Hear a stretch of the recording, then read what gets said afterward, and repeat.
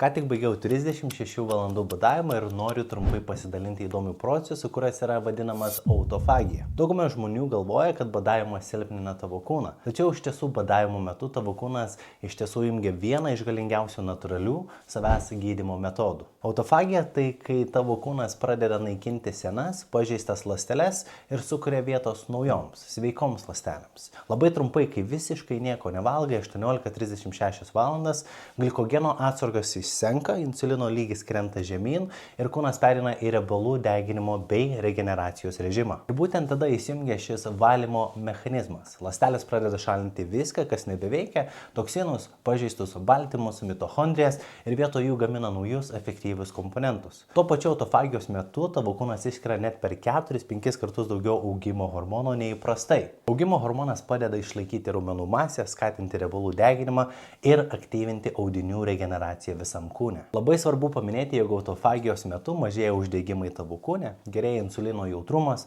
apsaugomos smegenys nuo Alzheimerio ir Parkinsono, krenta kraujospūdis ir net mažėja rizika širdies ligų ir kai kurių vėžinių procesų vystymuisi. Taigi apibendrinant, kartais geriausias dalykas, kurį galime padaryti savo kūnui, yra pasitraukti jam iš kelio ir leisti apsivalyti.